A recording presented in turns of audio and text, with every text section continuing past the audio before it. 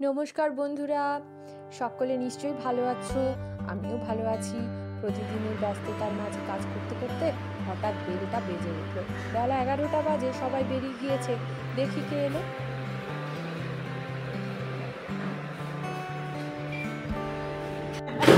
আচ্ছা আচ্ছা, আপনার নামটা একবার বলুন। আমার নাম কবিতা শর্মা। আচ্ছা, আর আপনাদের এই চ্যারিটির নামটা? United welfare trust. আচ্ছা আচ্ছা, খড়দায় তো? হ্যাঁ। আচ্ছা, ঠিক আছে ঠিক আছে, থ্যাংক ইউ। Thank you. হ্যাঁ, আমাকে এটি যাওয়ার সময় আর একবার দিয়ে গেলেন আলাদা করে, যে আমি একদিন গিয়ে ওদের খড়দায় চ্যারিটিটা দেখে আসি। আর যদি কেউ আগ্রহী থাকেন তাহলে তারাও যেন এগিয়ে আসেন, এই ফোন নাম্বার বা ঠিকানাটি দেখি। তাহলে ওনাদের মতো এনজিও যারা করছেন, দেখুন মহিলা হয়ে বাড়ির কাজ সামলেও তারা তো সমাজসেবায় লেগে পড়েছে, মানুষের মতোই কাজ করছে। আমরাও যেন তাদের সাথে যোগ দিই। এখন বাজে বেলা 1:05, কিন্তু কীরকম অন্ধকারটা হয়ে গেছে দেখুন একবার। ঝমঝমিয়ে নেমেছে বৃষ্টি। মনে পড়ছে সে কবিতাটাই। এই দেখুন বিড়ালটা কেমন গাছের উপরে আশ্রয় নিচ্ছে। ইস, সত্যি এরা বড় অসহায় বৃষ্টির দিনে। পাখি পশু সবাই বড় কষ্ট করে। আমাদের মাথার উপর ছাদ আছে, তাই আমরা ওদের দেখে আনন্দ পাই। আরে আর সেটের তলায় আয় বাবা, সেটের তলায় আয়। আরে মেঘ ডাকছে, বেচারা কোন দিকে যাবে এখন বুঝে উঠতে পারছে না। দেখুন, যা যা যা, ওই বাড়ি বাথরুমটা দিতে পর যা। হ্যাঁ, প্রচণ্ড জোরে বৃষ্টি নামলো। যাই ওদিকে, জামা কাপড় তো সব ভিতরে আছে, তাও একবার দেখে নিই। আর খুব মনে পড়ছে সে কবিতাখানা। নীল নবঘনে আষাঢ় গগনে তীরে খায় আরে নাহিরে, ওগো আজ তোরা যাস নি ঘরের বাহিরে। কিন্তু ঘরের বাইরে তো যেতেই হবে, মানুষকে উপায় তো নেই। বড় আধুনিক যুগে আমরা ব্যস্ততার সময় বাস করছি, তো বাইরে আমাদের যেতেই হবে। ঠিক আছে, জ্বালা দরজা এখন বন্ধ করি আপাতত, কারণ বৃষ্টির ছাটও দিচ্ছে। দেখি কে বেল বাজাচ্ছে। হ্যাঁ হ্যাঁ, তুলছি তুলছি তুলছি। শুক্লাল ভাইয়ের কথায় সব জামাগুলি তুলে ঘরের ভিতর সব মেলে দিলাম আপাতত। এখন একটু স্নানে চলে যাই, না হলে অনেক দেরি হয়ে যাবে। ছেলেটি কিন্তু আমার ভারী গোছানি, দেখুন সব কিন্তু একদম চুর করে রেখে গেছে। পড়ে গেলে সে মা বুঝবে, কিন্তু ও কিন্তু গুটিয়ে পাটি এখানটা চুর করে রেখে দিয়েছে। সারাদিন জানে মা থাকবে তো, মনে মনে চিৎকার করবে বই ছড়ানো ছিটানো থাকলে, তাই একদম এমন লম্বা করেছে যখন তখন টলত করে একদম সব ঝুমঝাম পড়ে যাবে। দেখুন একবার কাণ্ডখানা ছেলে। আসলে সেই বিকেলবেলা, এই দুপুরবেলাটা না ভারী একা লাগে। আসলে এখন তো 12, তাই 2-4 দিন ছাড়া আর বাকি 3 দিন বাড়িতে থাকে। দুপুরবেলাটা ওর সাথে চেঁচামেচি করতে করতেই কাটে। আজকে শনিবার, সেই সকাল থেকে গেছে, আসবে সেই সন্ধ্যের পরে। অনেকটা সময় ওর ক্লাস থাকে, সেই সিবিটি আপনাদেরকে দেখিয়েছিলাম সেখানে। তাই ওই বইগুলোকেই একটু সরিয়ে ঠিক করে রাখি, নাহলে আবার যখন তখন টাচ খেলেই সব পড়ে যাবে। স্নান সেরে এলাম, এবার একটু ঠাকুর পুজো করি, তারপর খাওয়া দাওয়া করব, তারপর আবার সেই 4:30 পৌনে 5টায় তৈরি হব, ছেলেকে আনতে যাব দমদম। আর প্রচণ্ড বৃষ্টি পড়ছে বাইরে। চিন্তা একটাই যে যদি আবার ওই সন্ধ্যেতেও বৃষ্টিটা পড়ে, তাহলে আবার সেই ছাতা, জল, নোংরা জল সব মারিয়ে যেতে হবে। যা করে ঈশ্বর গুরুর কৃপায়। তো চলুন এখন আসি, এখন ঠাকুরের পুজো টুজো মন ভরে দিই, তারপর খাওয়া দাওয়া করি, তারপর আবার নয় আপনাদের সঙ্গে দেখা হবে। এখন বাজে বেলা 3:30। ঘুম এলো না, একটু রেস্ট নিলাম। তো ভাবলাম যে নখ হয়েছে ভীষণ, সবাই থাকে একটার পর একটা কাজ, নানা রকমের কাজ। তো ভাবলাম গেটটা পেয়েছি যখন নতুন, তখন একটু নখগুলো না কেটেই নিই। আর নখ কাটতে কাটতে তোমাদের সাথে গল্পটা করব। জানো, ছোটোবেলায় বাবা নখ কেটে দিত। সে কি মানে অশান্তি, নখ নিজে কাটতেও পারতাম না, আবার বাবার কাছেই সে কাটতে হবে। আর বাবা সেই টিপে এমন ধরতো, ছোট ছোট আঙুল তখন, সেই নরম আঙুল, আর নখটাকে না একদম সেই চামড়া ঘেঁষে একদম কাটতো ছোটো করে, যেন কদিন সময় লাগে বেরোতে আর কি, খুব তাড়াতাড়ি না বের হয়ে পড়ে। আর সেই চেঁচামেচি করলে বাবা আবার হেভি খেপে যেত। সে আবার খুব কম সময় হলেও কিন্তু পিঠেও আবার গুগা পড়েও যেত। সে মানে একদম বিচ্ছালি কাণ্ড। হ্যাঁ, নখ কাটানি আমার যাই হতো সবই বিচ্ছালি কাণ্ড। মানে ঠিকঠাক হতো না, আবার নিজে পারতাম।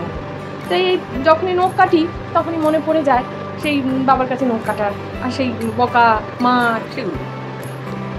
শ্যাম্পুও দেয়, শ্যাম্পু যে বাবা দিয়ে দিত, তো তখনও তাই ওই চুলের ভিতরে আঙুল ভরে ভরে দিত, ছোটো চুল তখন, কিন্তু তাও লাগতো না, সেইটি বাবা বুঝতো না। বাবা ভাবতো খুব ভালো পরিষ্কার করছি, হ্যাঁ, কিন্তু মাথাতে ভীষণ লাগছে সেটা বলা যাবে না, চালেই বাবা খেপে যেত, মানে এরকম একটু রাগি টাইপের ছিল, কিন্তু বাবাই করে দিত। হ্যাঁ, এই হচ্ছে ব্যাপার। তো এই কাজগুলো যখনই এই বুড়ো বয়সে করতে আসি তখন কিন্তু সেই কথাগুলি কে ভুলতে পারে না। আপনাদেরও নিশ্চয় মনে পড়ে না যে ছোটোবেলার অবাক অবাক হাসি হাসি কথাগুলো?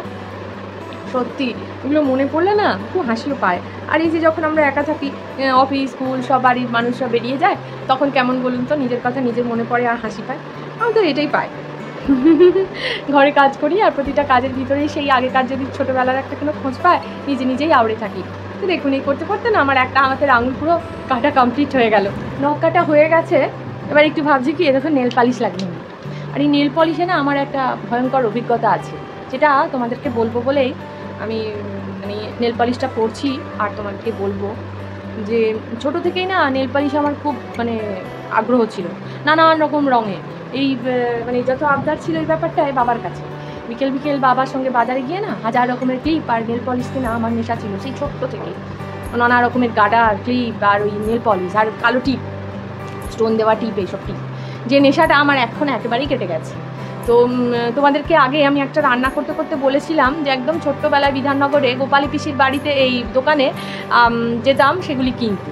তারপর যখন একটু বড় হলাম আবার চলে এলাম হচ্ছে আমরা এই যে উখড়ার কাছে, তখন সেখানে কিরিটি কাকুর দোকান ছিল। সেখানে আবার কিরিটি কাকুর দোকানের থেকেও ভালো কোম্পানির মাল রাখতো ওই বাঁশরি বলে একটি দোকান করেছিল লাউদোহা মোড়ে, সেখানে। তো সেই দোকানেও তাই টুকুর টাকুর করে না বেশ অনেক কিনতাম। আর ওই নেল পলিশগুলো কিনতাম, একদিন দুদিন লাগাতাম আর বিরক্ত লাগতো কালারটা, আবার তুলতাম আবার পরতাম, এই করতাম। এরপরেও কিছু হয়নি, এভাবেই চলছিল। তারপরে যখন আমার বিয়ে হয়, তারও বিয়ের ঠিক 1-1.5 বছর বাদে হঠাৎ, হয়তো নেল পালিশটা খারাপ ছিল সেই নেল পালিশটাই পার্টিকুলারলি, কিন্তু ওই নেল পালিশ পরার পর আমার এই নখের এই যে কোণগুলো, বিশেষ করে হাতের আঙুলের নখের কোণগুলো সব পেকে ফুলে পুঁজ বেরিয়ে একাকার, সব নখগুলো। শুধু ডান হাতে তখন পরতাম না, যেহেতু রান্না খাওয়া এইসব ব্যাপারগুলো থাকতো বলে ডান হাতে আর পরতাম না। আর এই বাম হাতের যে এই কোণগুলো একদম পেকে টুকটুকে হয়ে হলুদ হয়ে পুঁজ হয়ে সব কেটে নখগুলোই উঠে গেল পচে পচে। আর পায়ের নখ তো একদম উঠে গেছিলো, বিচ্ছিরি হয়ে গেছিলো। তার সাথে এরকম খুব ভয় পেয়ে গেছিলাম যে যা নখগুলোই কি চলে গেল। তারপর আবার অনেক দিন পরে আস্তে আস্তে আবার অরিজিনাল নখ যেমন ছিল তেমনই পেয়ে গেছি। কিন্তু বছর 8-10 আমি কোনো নেল পলিশ ইউজ করিনি, একদম সাদা থাকতাম। এখনও আমি স্টিল নাও হাতে কিচ্ছু পরি না, নেল পলিশও পরি না ওই ভয়েতে। আর পায়ে এখন পরি, এই নেল পলিশগুলো কিনেছি একটু ব্র্যান্ডেড, একটু দামি, সেই নেল পলিশ আমি পায়ের জন্য। তাও দেখুন নেশা কিন্তু যায়নি, দুখানা কিনে রেখেছি কালার।